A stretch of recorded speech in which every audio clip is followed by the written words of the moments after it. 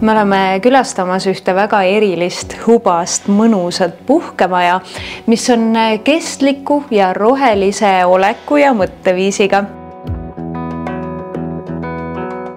Me oleme täna Ida-Virumaa ainus rohelise võtmemärgisega.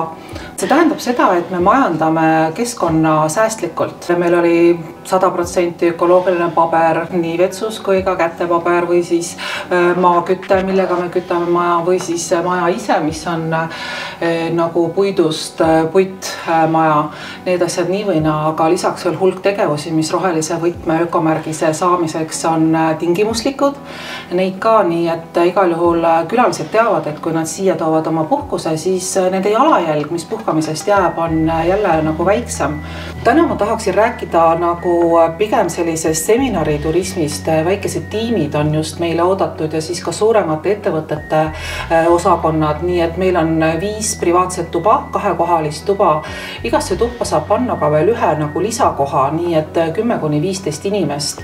Ja see on selline mõnus seltskond, et säiliks selline kodune atmosfäär ja seminaride puhul, mis on nagu hästi tähtis, et ei oleks sellist akadeemilist õhkkonda, et nad tunnevad ennast vabalt, nad teevad ise mingi hetk tuleb kohviisu, teevad endale kas cappuccino või latte, panevad TV näiteks keema, et selles mõttes on see hea, see on ühteliitav. Lisavõimalusi meil on tõesti palju, lisaks muidugi sellele, et meil omal majas on väga mõnus saun.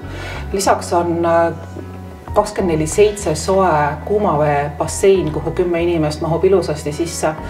Mõeldes just seminari kliendile, meil on maja küljes ka elektriauto laadija, mis ei ole nagu tavaline. Ja suvised kliendid muidugi kasutavad väga edukalt meie grillmaja, nii et seal all on ka olnud nii seminare, meil on sinna mõnus kohvipaus näiteks katta ja hoovist saadakse veel mängida igasugused muid mänge. Me paneme siin meie piirkonnas kokku nendele terve sellise kas suvepäeva programmi. Neid aktiivseid tegevusi meie piirkonnas on nagu päris palju. Kuni selleni välja, et ma tellin neile transfeeri, soe toit tuleb majja.